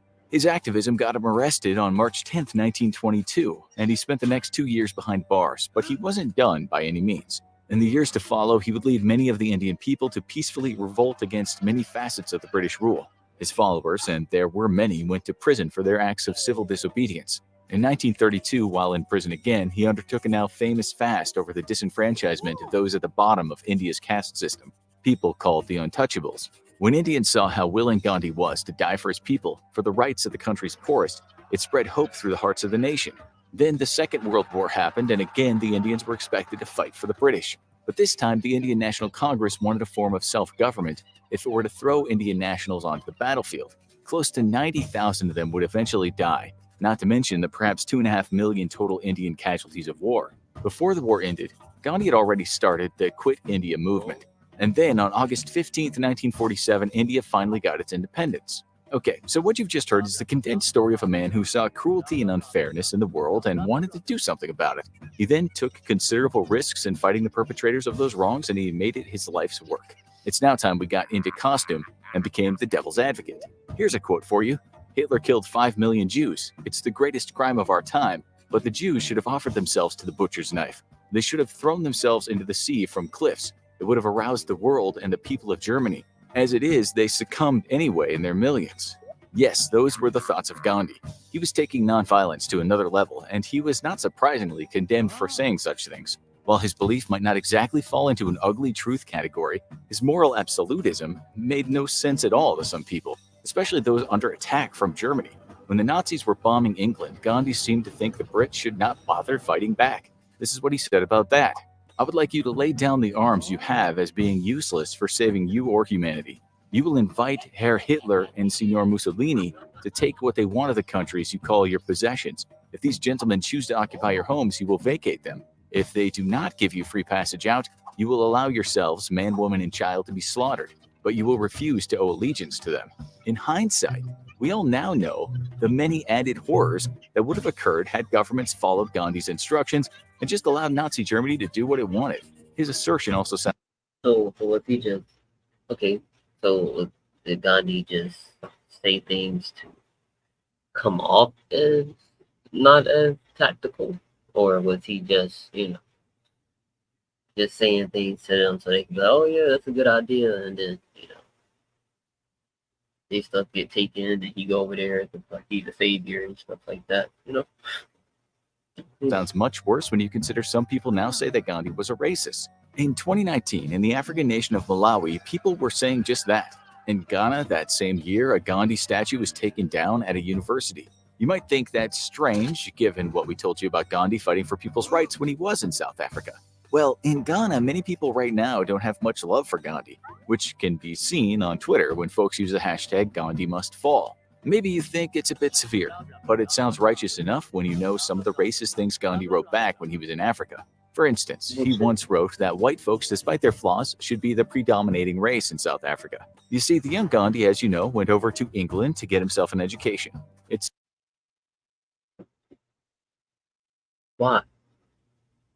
seems it was his dealings with the ruling British that convinced him that Europeans were just more civilized than the black people in Africa. We should say that he changed his entire stance in time and became an anti-racist, but it wasn't always like that. He also wrote in a letter summing up the beliefs to the British that the general belief seems to prevail in the colony that the Indians are a little better, if at all, than the savages or the natives of Africa. He absolutely thought that many Africans were savages, and he used derogatory language too when referring to black people, such as the term kafir. In 1904, he wrote another letter stating that he was upset about these people living amongst Indians, saying, "About the mixing of the Kafirs with the Indians, I must confess I feel most strongly." He wrote that as long as blacks were mixed with Indians, then diseases such as the plague would further spread. You can now understand why some people are now calling Gandhi out. They also accuse him of being a hypocrite, saying that he didn't believe in the rights of Africans at all, while also working with the British government in segregating whites from blacks. A stunning example of this is when Gandhi petitioned the colonial government in South Africa to ensure the Indian people didn't have to share the same queue as black people when they went to the post office in Durban. He didn't think it was fair that Indians couldn't queue with the whites. Some people now try to cover for Gandhi, saying he was just a product of his times, although one would think that a person of high intelligence would still have known right from wrong, even if they didn't always fight for what was right. Others now say that Gandhi was a card-carrying member of the Aryan Brotherhood, and no, we don't mean that bunch of violent, angry neo-Nazis whose pastime is smoking amphetamines and sharpening shivs. We mean the Brotherhood that wore suits and smoked pipes in dingy boardrooms. For example, when asked just how racist Gandhi was, one of his new critics wrote, "Gandhi believed in the Aryan Brotherhood. This involved whites and Indians higher up than Africans on the civilized scale. To that extent, he was a racist. To the extent that he wrote Africans out of history or was keen to join with whites in their subjugation, he was a racist." As we say, Gandhi shifted his stance, but how much he shifted we can't say. The question is, when he was telling people to lie down for the Germans, did any part of him still believe in superior races? You have to remember, when Gandhi was in South Africa, it wasn't as if black people hadn't already for years been fighting for their rights. You can't just say Gandhi was a product of the times, because he knew very well that a race of people rightly felt they were violently oppressed. When Gandhi was in England, he spent most of his time hanging out with intellectuals and the odd vegetarian, and then once he was in South Africa, he found himself having to share the same train carriages and join the same queues of a people he referred to as coolies. He hated this. That much was evident in 1906, when during the Zulu Rebellion, Gandhi supported the British in what he termed the Revolt of the Kafirs. These people, who he pretty much believed were barbarians, he said deserved British rule because they spent most of their days in indolence and nakedness. Again, people say you have to forgive him for his foibles. They say he had his road to Damascus moment and he changed his views.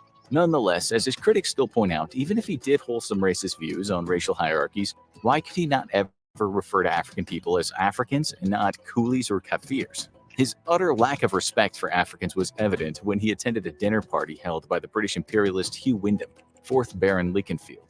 Gandhi was overjoyed to be seated next to some of the empire's toffs, and he quite enjoyed his aubergine cutlets and plum tart. He gave a speech about his leaving Africa, saying he hoped the Europeans of South Africa would take a humanitarian and imperial view of the Indian question. But one of his biographers pointed something else out. That was the fact that Gandhi never said any farewells to any Africans, even though he'd been in Africa. That biographer said Gandhi didn't think Africans deserved a goodbye message. We hammered this point home just a little bit, only because you have to admit that it's quite a huge deal when a human rights advocate fighting to end discrimination went along with discrimination and human rights abuses. If he was flawed in public, what about his personal life? Well, things get even more strange now. Gandhi once wrote to his son that a person who marries in order to satisfy his carnal desire is lower than even the beast. He had no time for casual sex and human relations, and he himself became celibate at age 38. He'd gotten married when he was 13, but turned away from sex later. So then why did the Guardian newspaper write that Gandhi was prone to having weird, manipulative flirtations with young, unmarried women?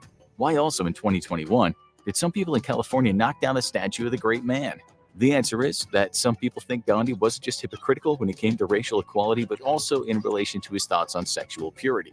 When it was decided that the statue in California should be re-erected, a group called the Organization for Minorities of India was dead set against it. When asked why, a spokesperson for the group explained Gandhi was instrumental in influencing national treatment of women in India. He said, "My life is my message," and the life he modeled for the nation was one of sexually exploiting his grandnieces and many other teenage girls under the guise of performing celibacy experiments. Gandhi stands accused of being sexist, racist, and also committing creepy acts with young women.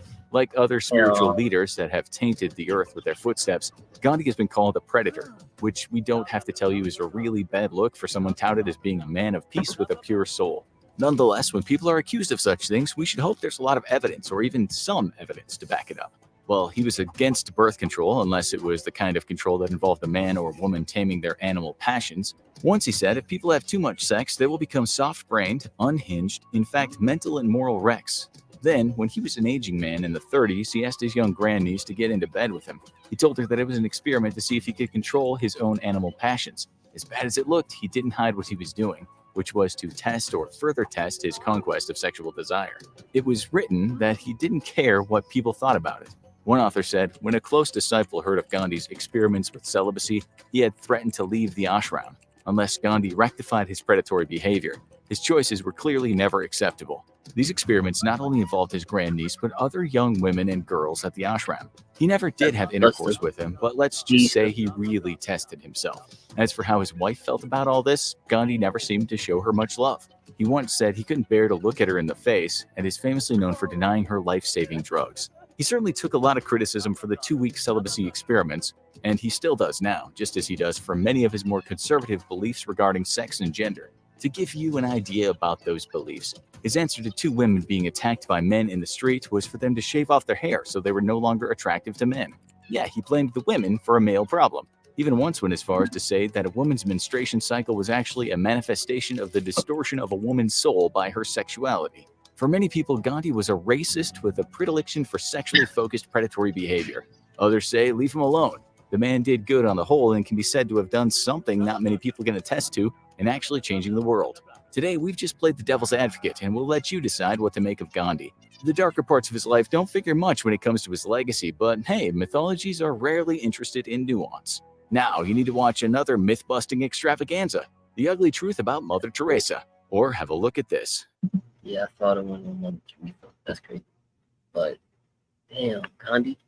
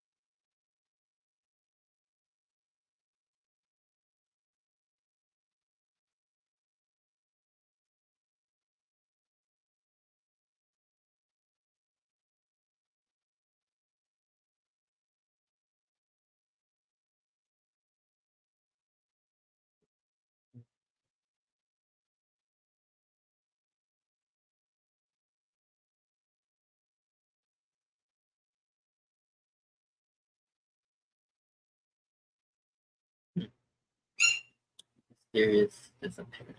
Watch a little bit of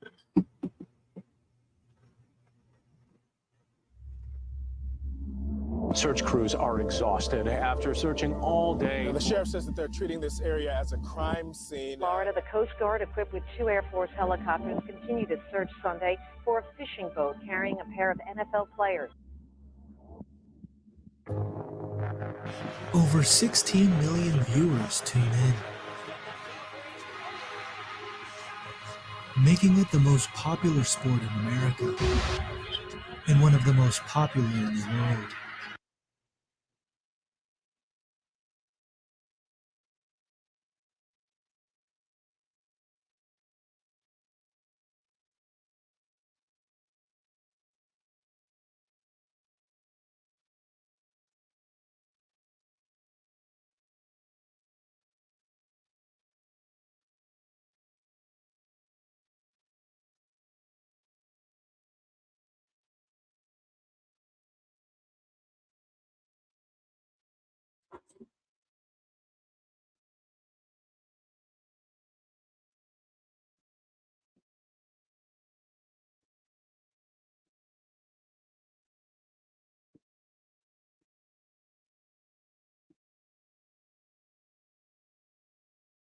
Oh yeah, this is definitely why I'm not going skydiving. I don't do skydiving. It was an overcast Easter morning in Wiltshire, England, when Victoria Cilliers was set to go out on a routine skydive. She and the group of divers she was jumping with were delayed several times due to inclement weather, which only contributed to Victoria's nervousness. Normally, such a jump for this seasoned skydiving instructor would not invoke any anxiety whatsoever. She had made thousands of jumps prior to that without incident. But having given birth to her youngest child just 5 weeks prior to that, she didn't feel ready. But the jump was a gift from her husband, and he would be disappointed if she didn't go through with it. So, she did. Once in the air, she reached to deploy her parachute. But the cords were tangled. She wasn't at all alarmed. She knew that she had a reserve parachute for just such incidents. So, she deployed it. But the life-saving reserve parachute did not properly deploy either. A 1 in a million occurrence. She tried diligently to rectify the situation as she hurtled toward the ground in an uncontrollable spin at over 60 miles per hour. Never certain how much time she had, just laser-focused on trying to remedy her dire situation. But sadly, she was not successful. Welcome back to Crime A to Z, where we detail cases and criminals from their very beginning till well after other reporting ends. With so many off-the-rail, twisted cases lately, we thought we might switch things up with what we thought would be a pretty straightforward case. But we were wrong. So sit tight as Emile and Victoria Cilliers take us on a twisted murder plot ride that is nowhere near straightforward.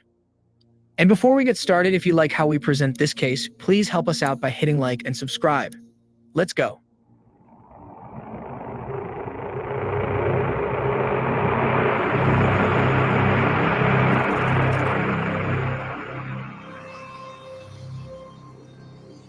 By all accounts, Victoria Cilliers was impressive. Born in Edinburgh, the capital of Scotland, Vicky, as her friends and family knew her, attended the University of Glasgow and studied to become a physiotherapist. She went on to achieve the rank of captain in the British Royal Army. In addition to being a physiotherapist, Victoria was also an accelerated free-fall skydiving instructor who had completed over 2,600 jumps without a single incident. She was skilled not just at diving, but at training and rescuing novice jumpers. According to the chief instructor who ran the operation where she worked, she could chase them around the sky during free fall, catch them, and get them into the right position mid-air. He called it a real hardcore skill. Then, in 2010, when she was 34 years old, Vicky met 30-year-old Emile Cilliers. Emile had grown up just outside of Johannesburg, South Africa, but had relocated to the UK. Emile also served in the Royal Army and was connected with Vicky after a skiing injury.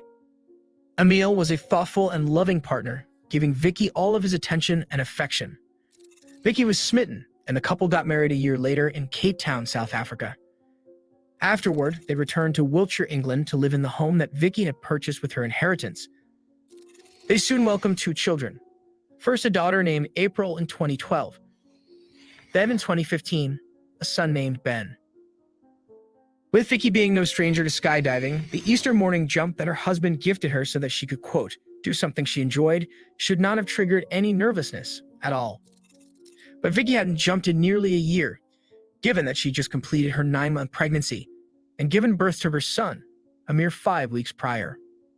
She felt that she needed to be at home with her newborn and daughter, far more than she needed to be jumping, and she just wasn't ready to return to the adrenaline-packed action of skydiving, now or possibly ever. But she'd agreed to it, because originally the jump was supposed to be something she and Emile did together, both of them, and given that she felt their marriage was crumbling, she was just pleased that he wanted to do something together with her. But that fell apart the day before the jump. That afternoon, they were supposed to jump together, but the weather forced them to cancel.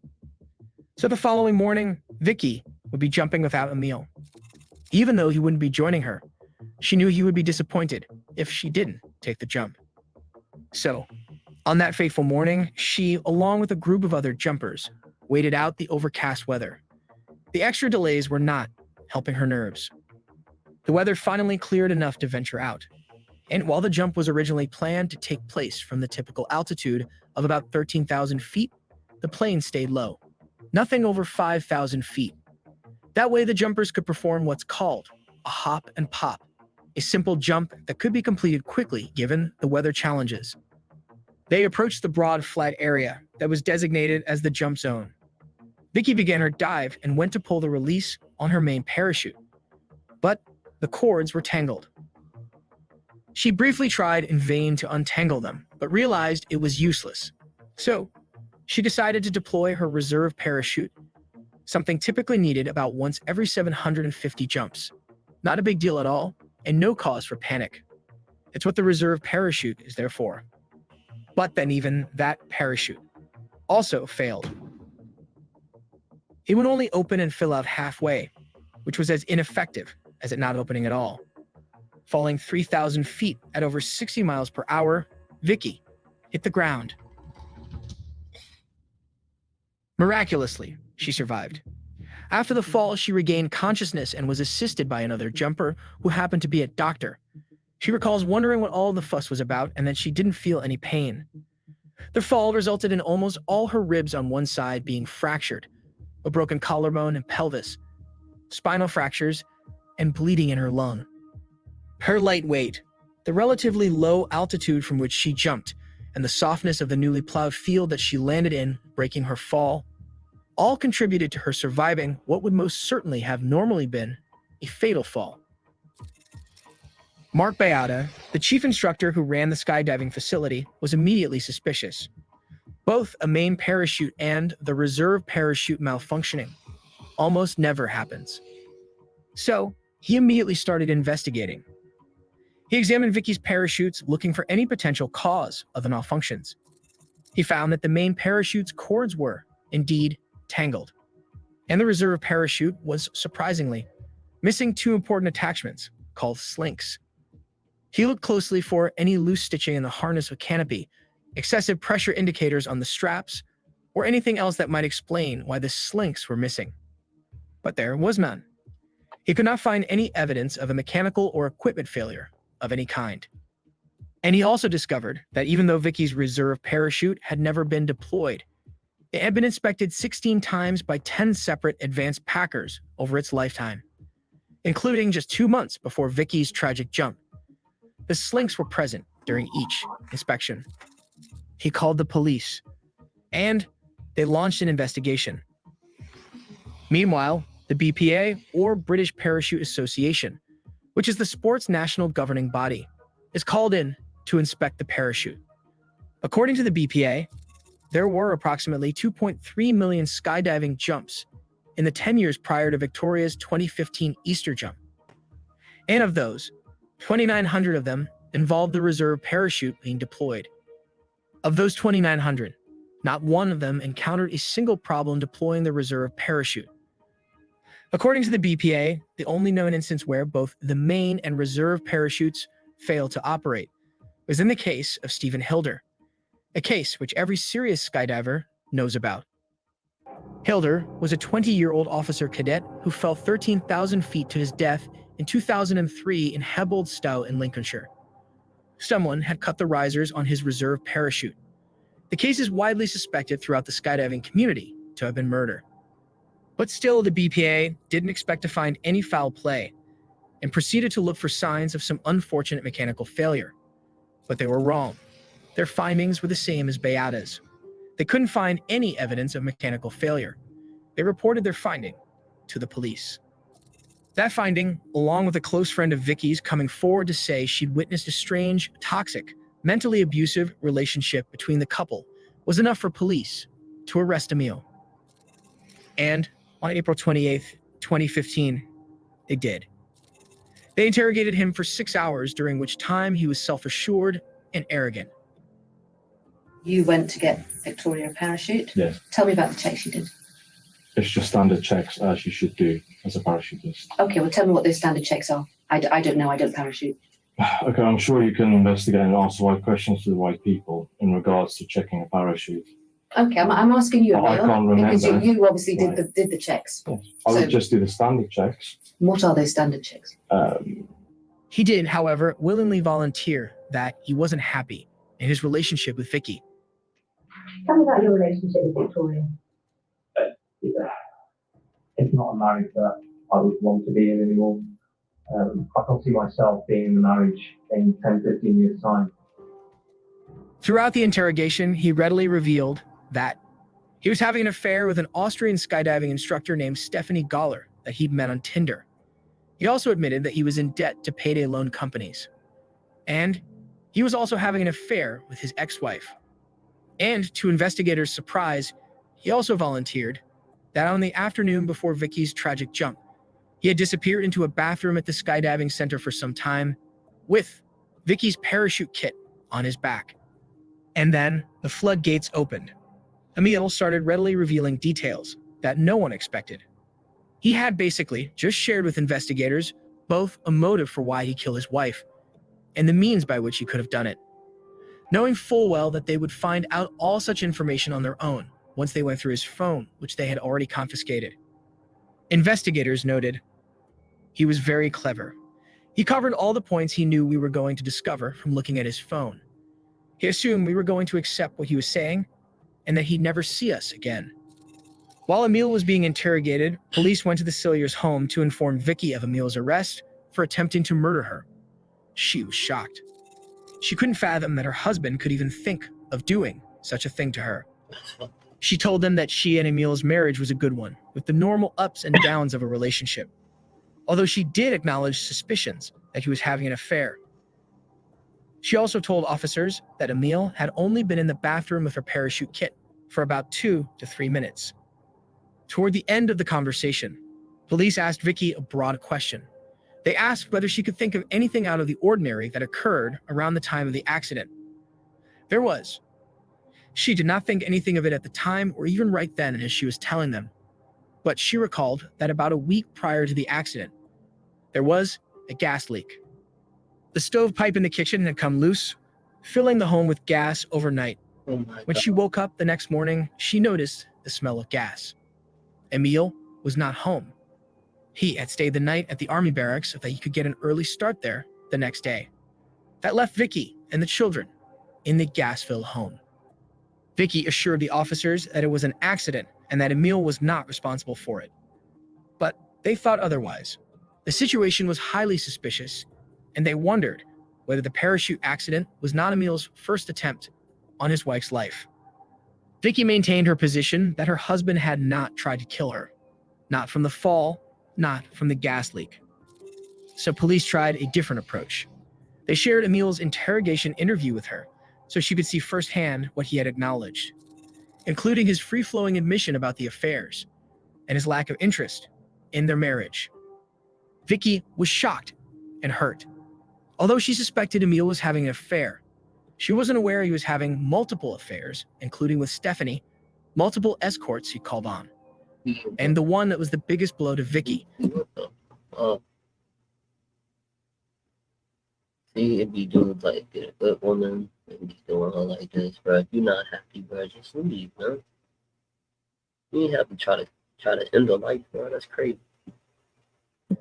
Emil's ex-wife, Carly, with whom Emil had 2 children. Vicky had had a friendly and cooperative relationship with Carly, even allowing her at times to watch her children. The betrayal was heartbreaking. Vicky also learned that Emil had planned to leave her once Ben was 6 weeks old to go live with his girlfriend, Stephanie. Emil had also told Stephanie that Vicky had cheated on him and that Ben was not his son. Also, the debt that Emil had accumulated turned out to be far greater than what he had told her, in part due to spending it on a vacation with his girlfriend. It was all devastating. But the strategy worked. Vicky was ready to talk. She shared everything about Emil, starting with his pattern of destruction when it came to relationships. It started when Emil still lived in South Africa. When he was 17, he began dating his first girlfriend, Nicolene. 3 years later, Nicolene and Emil welcomed a daughter. Then a year after that, a son. Although not married, the couple lived together in a committed relationship with their young family until Emil decided to take a working vacation to the UK. The plan was for him to earn some extra cash to bring home to his family afterward. But he didn't. He relocated permanently to the UK, leaving his mother to break the devastating news to Nicolene, who was awaiting his return. He had joined the British Army and married his first wife, Carly. Vicky also shared with police details about the gas leak. She recalled how when she found that the gas valve was loose, she texted Emil about the smell. He replied, "That's odd. Is the oven working?" Knowing better, Vicky did not try to turn the oven on, and instead she jokingly replied to his text saying, "Are you trying to kill me?" She expected an equally jovial response, but instead, Emil was defensive, denying that he was trying to kill her. And then the bombshell. She revised the time frame that Emil was in the bathroom with her parachute kit from 2 to 3 minutes to 5 to 10 minutes. With that, investigators conducted an experiment in the tiny bathroom at the skydiving center. For starters, it just didn't make sense that someone would lug such a large kit into such a tiny stall, especially with the intent to actually use the bathroom. However, if someone did, they attempted to see if the parachutes could be tampered with in the manner that Vicky's were, in the amount of time that Emil had. They could. They estimated that the tampering could be completed within 5 minutes. In 2017, Emil faced 2 counts of attempted murder. The prosecution argued that Emil attempted to kill his wife on 2 separate occasions to get the money from a £120,000 life insurance policy, which would allow him to pay off his debts with money to spare. There was actually no direct evidence linking him to either of the suspected attempted murders. They presented racy texts that Emil had sent to his 2 lovers, some of which were sent while he was either by his wife's side in the hospital after the accident or while she was in the hospital giving birth to their son. And then, a final twist. With years having passed since the actual murder attempt, Vicky now took the stand during Emil's trial and hindered the prosecution's arguments. She pondered whether her main parachute was actually usable and whether she had cut it away erroneously to get to her reserve. She also, again, recanted the time frame that Emil was in the bathroom with her kit, now reverting the time frame to the original 2 to 3 minutes. She had explained her switch about a year prior to that to police. She said, "I wanted to cast suspicion on him. I wanted revenge. I had been ridiculed." Now, she'd been ridiculed because she found out that her husband was having an affair with a woman that he'd met. She said some of the evidence that she gave originally wasn't exact. It wasn't necessarily the exact truth. She now says that it was between 2 to 3 minutes.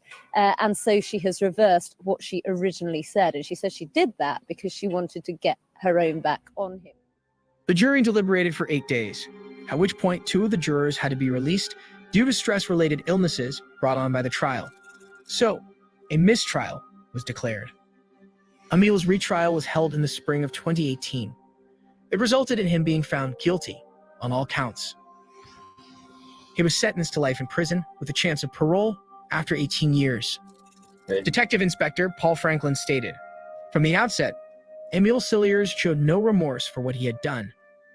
He lied all the way through 2 trials, but in the end, justice won out with the guilty verdicts and now a long prison sentence."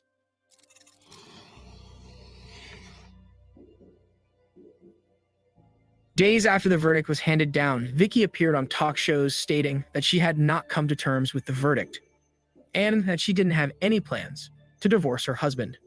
I still can't quite get to grips with the whole "my husband tried to kill me" slant. Especially as for both incidents, I was there and I still can't remember or think of an opportunity when he actually did these things. So that's part of the reason that I'm struggling to process it all. She also stated that, "I have to go, I suppose, with the verdict. It's almost like peer pressure to conform. My family, friends, everyone seems to think they know more than I do. They see different evidence to me. He'd been unfaithful, he'd had issues with money, but that is not attempted murder. Yes, I'm hurt and angry. But can I see him as capable of murder? No." Given Vicky's reluctance and often outright contradictions throughout the case and afterward, investigators concluded that this was a case where justice was served for a victim who didn't actually want it. They stated, "Wiltshire Police is dedicated in bringing offenders like Cilliers to justice, as well as giving help to those who find themselves in subtle, abusive, and coercive relationships, like the one highlighted here. After the verdict, Vicky visited Emil in prison weekly in an attempt to get him to answer the litany of questions swirling around in her head. They ultimately got to the point where they were talking on the phone daily. Emil continued to manipulate Vicky, telling her that she was all that he had, although that part may have actually been true, as not a single other friend, family member, or coworker visited him in prison or even showed up at trial to support him. And just as it was seeming that Vicky was back under his control, she came around. She finally realized that Emil had been manipulating and controlling her their entire marriage. So she cut it off, filed for divorce amidst his protests that the marriage was still viable, and in 2019, she published a book titled, I Survived.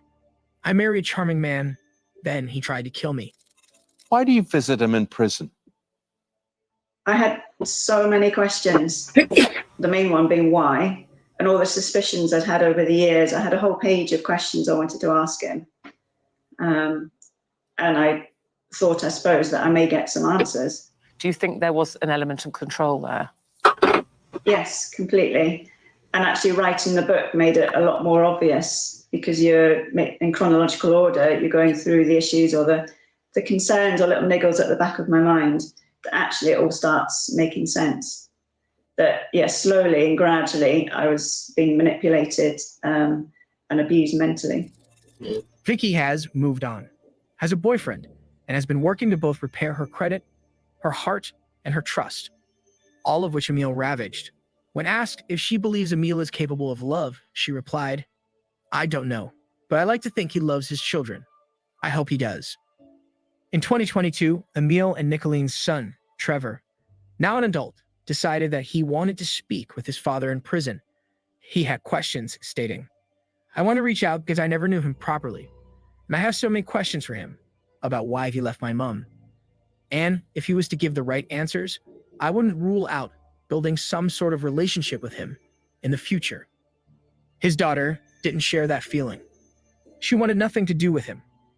And their grandmother, likewise, is happy that he's locked up and believes that her daughter, Nicoline, dodged a bullet. We're inclined to agree with that. What are your thoughts about this case, this man, and the pull he seemed to have on practically everyone? Please share what you think in the comments below. And as usual, if you like how we presented this case. That's some pretty bad shit, but I ain't gonna lie, who would have thought that a motherfucker would stoop that low? You know what I'm saying? How you gonna marry somebody that try to kill him? It's crazy. But man, I appreciate y'all chilling with CuZo, man. Y'all take care, man.